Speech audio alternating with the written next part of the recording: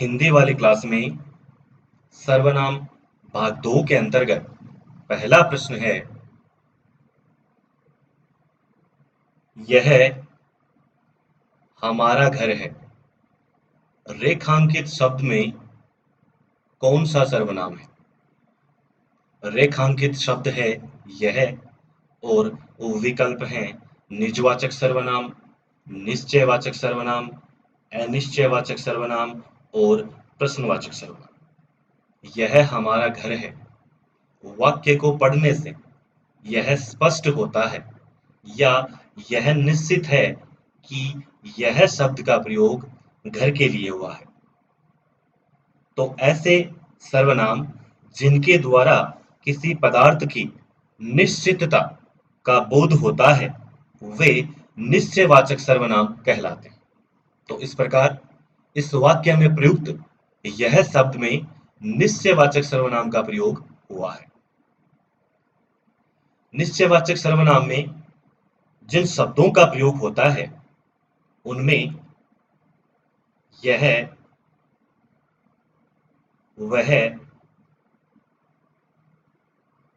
ये, वे, यही तथा वही प्रमुख है। अगला प्रश्न है, निम्नलिखित में से किस वाक्य में अनिश्चयवाचक सर्वनाम का प्रयोग नहीं हुआ है? अनिश्चयवाचक सर्वनाम वे सर्वनाम शब्द जिनके द्वारा किसी पदार्थ की अनिश्चितता का बोध होता है वे अनिश्चयवाचक सर्वनाम कहलाते हैं। अनिश्चयवाचक सर्वनाम के अंतर्गत कोई, कुछ तथा किसी शब्द का प्रयोग प्रमुख रूप से होता है। इस आधार पर देखें तो पहले विकल्प में जो वाक्य दिया हुआ है वो है कोई आ रहा है। यहाँ कोई शब्द का प्रयोग हुआ है इसलिए यहाँ अनिश्चयवाचक सर्वनाम है। दूसरे विकल्प में दिया हुआ है चाय में कुछ गिर गया। यहाँ कुछ शब्द का प्रयोग हुआ है इसलिए यहाँ भी अनिश्चयवाचक सर्वनाम है। और तीसरे विकल्प में दिया हुआ है किसी ने घंटी बजाई है। यहाँ किसी शब्द का प्रयोग हुआ है इसलिए यहाँ भी अनिश्चयवाचक सर्वनाम का प्रयोग हुआ है। चौथे विकल्प में दिया हुआ है कौन रो रहा है। कौन जो शब्द है उसका प्रयोग प्रश्नवाचक सर्वनाम के अंतर्गत होता है इसलिए इस प्रश्न का जो सही उत्तर होगा वो होगा विकल्प नंबर 4। विकल्प नंबर 4 में अनिश्चयवाचक सर्वनाम का प्रयोग नहीं हुआ है। पहले विकल्प और दूसरे विकल्प तथा तीसरे विकल्प तीनों विकल्पों में अनिश्चयवाचक सर्वनाम शब्दों का प्रयोग हुआ है। अगला प्रश्न है, निम्नलिखित में से कौन सा प्रश्नवाचक सर्वनाम नहीं है? वे सर्वनाम शब्द जिनका प्रयोग प्रश्न का बोध कराने के लिए किया जाता है प्रश्नवाचक सर्वनाम कहलाते हैं। प्रश्नवाचक सर्वनाम के अंतर्गत कौन, क्या, किसने, किसे, किससे,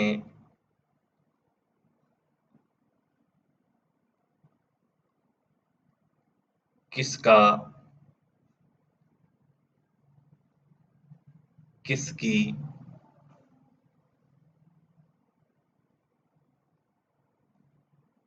किसके,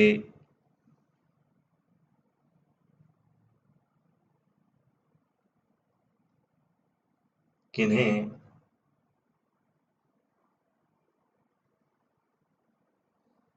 किनसे,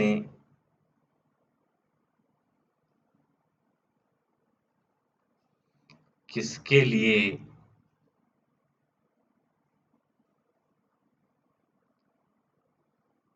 किनके लिए,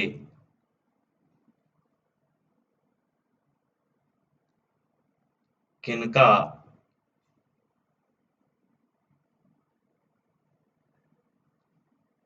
किनकी,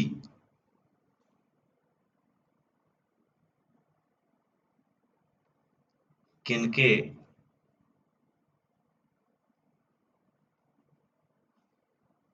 किस पर, किन पर आदि शब्दों का प्रयोग होता है।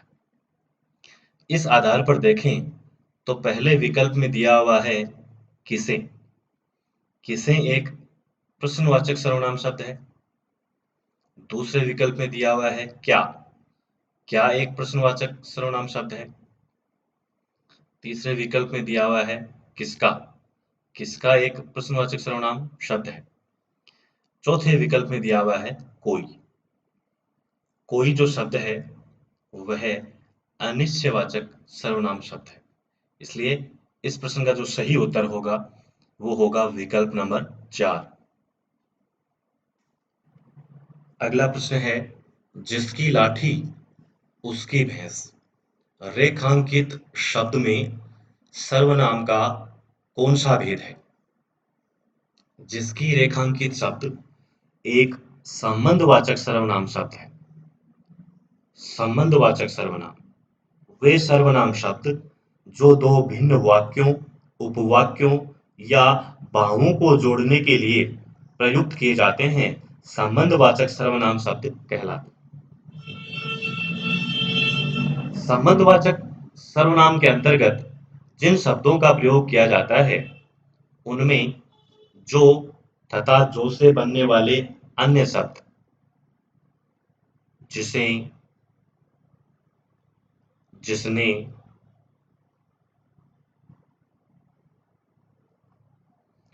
जिसका,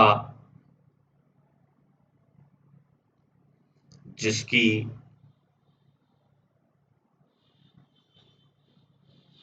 जिसके, जिन्हें, जिन्होंने,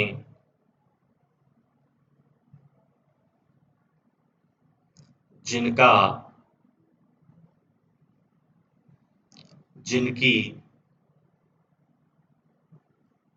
जिनके आदि। संबंधवाचक सर्वनाम शब्दों का प्रयोग युग्म रूप में होता है, अर्थात वाक्य में प्रयुक्त कर दिए जाने पर संबंधवाचक सर्वनाम शब्द के साथ कोई अन्य सर्वनाम शब्द भी लिख दिया जाता है। ऐसे सर्वनाम शब्द को सह संबंधवाचक सर्वनाम कहा जाता है। जैसे यहाँ जिसकी के साथ उसकी का प्रयोग किया गया है, तो यहाँ जिसकी एक संबंधवाचक सर्वनाम शब्द है, वहीं जो उसकी शब्द है वह एक सह संबंधवाचक सर्वनाम शब्द है।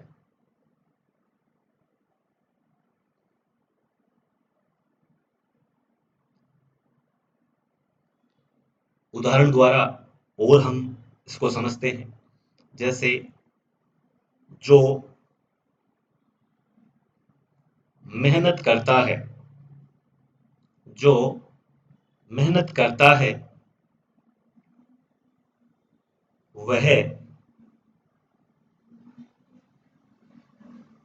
निश्चित सफल होता है।